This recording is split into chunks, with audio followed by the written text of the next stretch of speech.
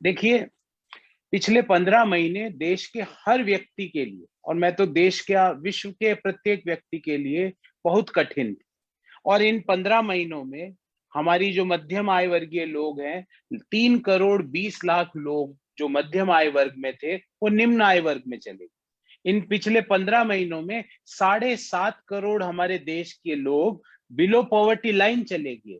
इन इन पिछले एक साल में, मैं जब एक साल बोल रहा हूं तो 2020 में CMI के अनुसार 97% इंडियंस बिकम पुअरर। या तो हमारी आय घटी है या इन्फ्लेशन एडजस्ट में हमारी आय वैसी है तो भी उसको घटती मान। तो 97% of Indians become poorer in 2020 as per CMI।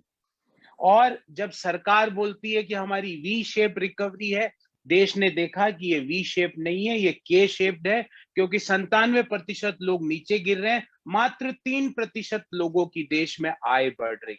वो कौन 3% है, उसके बारे में विस्तार से चर्चा भी करेंगे। और क्या पिछले 24 घंटों में क्या ऐसे घटनाक्रम हुए फाइनेंशियल मार्केट्स में, उसके बारे में मैं आपको अवगत कराऊंगा। पर उससे पहले एक एक बॉडी है जिसके बारे में आपको इंट्रोड्यूस करना चाहता हूं। उसका नाम है नेशनल सिक्योरिटीज डिपॉजिटरी लिमिटेड।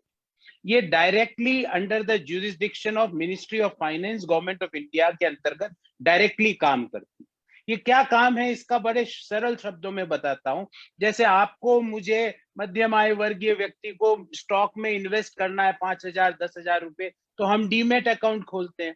तो जो फॉरेन पोर्टफोलियो इन्वेस्टर्स होते हैं, जो फॉरेन से बड़ा पैसा लगाते हैं मार्केट में, उनके लिए ये एक तरह से सेंट्रल सिक्योरिटीज डिपॉजिटरी है। उनके खाते ये मेंटेन करती है संस्था जिसका नाम है NSDL। कल सुबह अंग्रेजी के एक प्रमुख वित्तीय अखबार में एक खबर छपी। उस खबर में क्या कहा जाता है कि 3 FPIs मतलब फॉरेन पोर्टफोलियो इन्वेस्टर, जो फॉरेन के से पैसा इंडिया के स्टॉक मार्केट में लगाते हैं, और इनको अपना डीमेट खाता NSDL के पास खोलना पड़ता है। तो एक अंग्रेजी अखबार में कल एक प्रमुखता से खबर छपती है कि 3 FPI जिनका नाम है अल्बुला इन्वेस्टमेंट्स, क्रेस्टा फंड और APMS इन्वेस्टमेंट, ये 3 FPIs के अकाउंट्स को फ्रोजन कर दिया गया। फ्रोजन का अर्थ, ना तो इन अकाउंट्स PFIs में ना तो ये खरीद सकते हैं ना बेच सकते हैं। आप कहेंगे इससे क्या, इसका इसका हमारे स्टॉक मार्केट पे क्या अर्थ है। इन 3 FPIs ने अडानी ग्रुप की 6 लिस्टेड कंपनियां हैं, उन 6 में से 4 लिस्टेड कंपनियों में 43,500 करोड़ रुपए का इन्वेस्टमेंट कर रखा है इन 3 FPIs ने। उस अंग्रेजी अखबार के अनुसार जो कल छपा, उसने कहा कि इन 3 फॉरेन पोर्टफोलियो इन्वेस्टर्स के अकाउंट्स को फ्रोजन कर दिया है, जिन्होंने 43,500 करोड़ रुपए अडानी ग्रुप की जो 6 कंपनियां हैं उनमें से 4 कंपनियों में इन्होंने इन्वेस्ट कर रखा है। 43,500 करोड़ कोई छोटी रकम नहीं है, होती है। छोटे मोटे स्टेट का तो सालाना बजट होता है, और बड़े स्टेट का भी, राज्य का भी, देश के, उसका लगभग आधा बजट 43,500 करोड़ रुपया होता है। तो 43,500 करोड़ इन्होंने इन्वेस्ट कर रखा। अब देखिए, अब यहां से स्टोरी चालू होती है, और यहीं से मैं आपको चाहता हूं आप पूरे केस को समझे। ये जो तीनों FPI है, ये तीनों FPI का एड्रेस है वो पोर्ट लुइस मॉरिशस का, और तीनों का रजिस्टर्ड एड्रेस एक ही जगह है। मतलब एड्रेस में कोई इनमें फर्क नहीं, एक ही एड्रेस पे ये रजिस्टर्ड हुई है। 43,500 करोड़ रुपए जो FPI लगा रही है अडानी ग्रुप की 4 कंपनियों में, उनके पास वेबसाइट भी नहीं है, उनकी कोई वेबसाइट नहीं।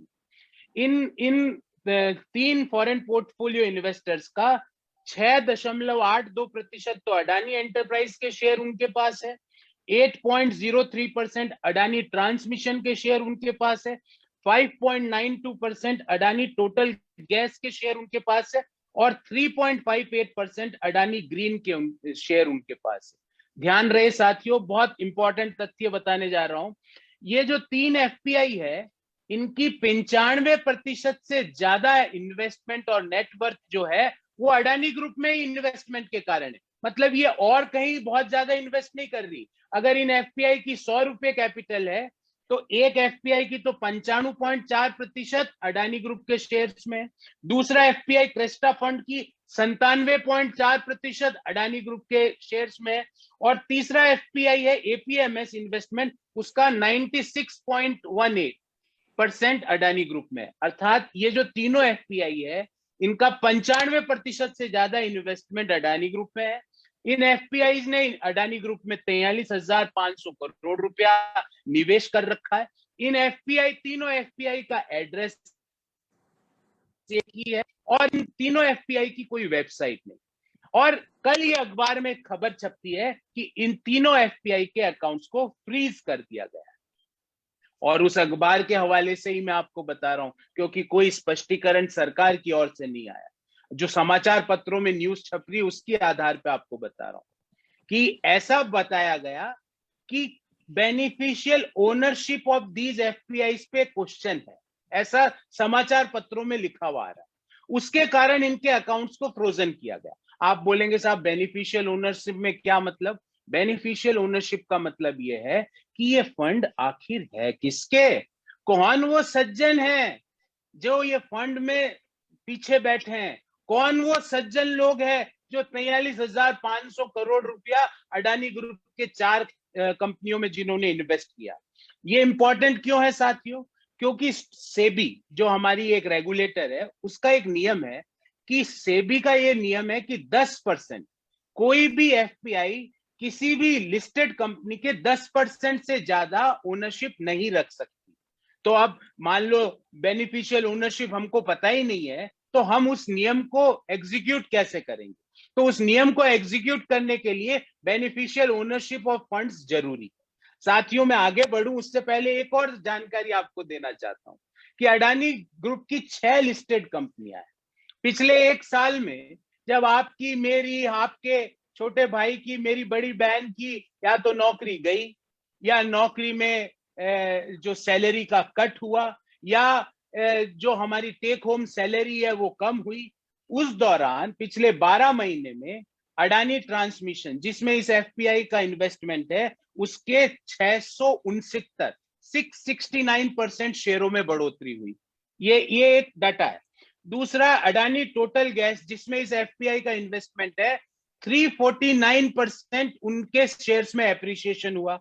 अडानी एंटरप्राइजेस, जिनमें इन एफपीआई इन्वेस्टमेंट है, उसके शेयर्स 972%, 972% बढ़ गए उनके शेयर पिछले एक साल में। अडानी ग्रीन, जिनमें इस एफपीआई का इन्वेस्टमेंट है, उसके शेयर बढ़ गए 254%। मतलब जिन कंपनियों में इन एफपीआई का इन्वेस्टमेंट है उनके शेयर 250% से लेके 972% तक एक साल में बढ़ते हैं। 972% एप्रिसिएशन इन 1 ईयर। दूसरी ओर जो अडानी ग्रुप की 2 और कंपनियां हैं जिनमें इन एफपीआई का इन्वेस्टमेंट नहीं है, उनके शेयर बढ़ते हैं 147%। जैसे कि अडानी पोर्ट का शेयर बढ़ा 147% पिछले 12 महीने।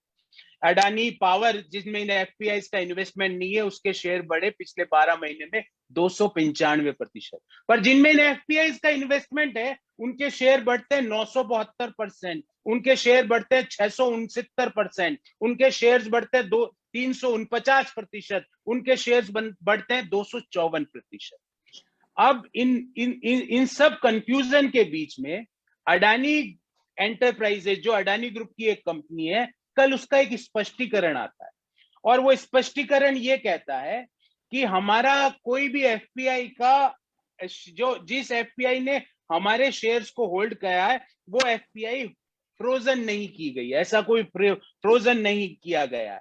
और certain other report suggest that ये जो एनएसडीएल ने जो अकाउंट्स को फ्रोजन किया है वो कोई और डिपॉजिटरी अकाउंट है, वो अकाउंट नहीं है जिसमें इन एफपीआई ने कंपनियों में निवेश कर रखा है।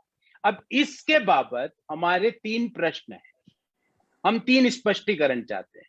Number 1, NSDL, national securities depository limited, जो कि directly under the jurisdiction of ministry of finance, government of India के अंतर्गत काम करती है, ये एनएसडीएल अभी तक चुप क्यों है? वो पब्लिक में आके ये क्यों नहीं बताती कि कौन से एफपीआई के अकाउंट फ्रोजन हुए हैं कि नहीं हुए?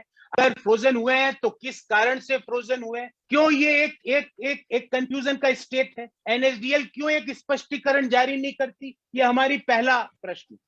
हमारा दूसरा प्रश्न है कि सेबी जो मार्केट का रेगुलेटर है और एनएसडीएल जो directly under the jurisdiction of ministry of finance काम करता है, सेबी और एनएसडीएल देश को ये बताएं कि ये जो बैकग्राउंड डिटेल्स क्या है, इनके बेनिफिशियल ओनर्स कौन है इन 3 एफपीआई अकाउंट्स के, जिन्होंने 43,500 करोड़ रुपया अडानी ग्रुप की 4 कंपनियों में निवेश कर रखा है, और 95% से ज्यादा इनका जो 3 एफपीआई है, इनका निवेश मात्र 4 कंपनियों में।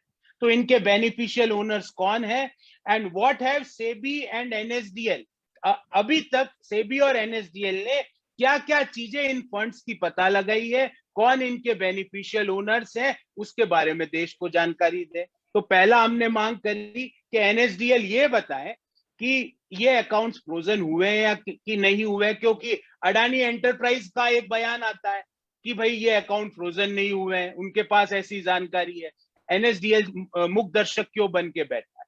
दूसरा, सेबी और एनएसडीएल ने अभी तक इन फंड्स की बैकग्राउंड चेक किया हो तो इनके बेनिफिशियल ओनर्स कौन है, देश के सामने रखें।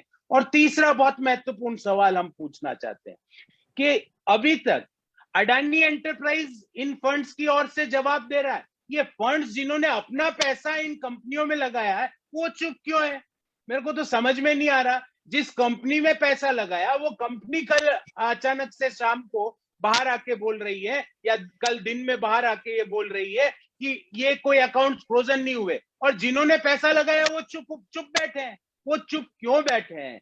Why have these 3 funds had not come out with any clarification? हम ये पूछना चाह रहे हैं कि सिर्फ अडानी एंटरप्राइज का ही बयान क्यों आता है? अडानी की तो 4 और कंपनियां हैं जिनमें इन 3 फंड्स का पैसा लगा हुआ है, वो बाकी साइलेंट बैठी है, वो अपना बयान क्यों नहीं दे रही? ये हमारा तीसरा प्रश्न है। इस सब के परिप्रेक्ष्य में हम मांग करते हैं, कांग्रेस पार्टी की मांग है कि सेबी और एनएसडीएल कंप्लीट डिस्क्लोजर करे, क्या कहा है, किस किस चीज का, कि इन फंड्स का नेचर क्या है, दूसरा इन फंड्स के बेनिफिशियल ओनर्स कौन है, और ऐसा पता चला है समाचार पत्रों के माध्यम से कि सेबी की कोई ऑनगोइंग इन्वेस्टिगेशन या ऑनगोइंग इंक्वायरी सेबी की चल रही है अडानी कंपनी के, अडानी ग्रुप के शेयर्स के प्राइस मैनिपुलेशन के ऊपर।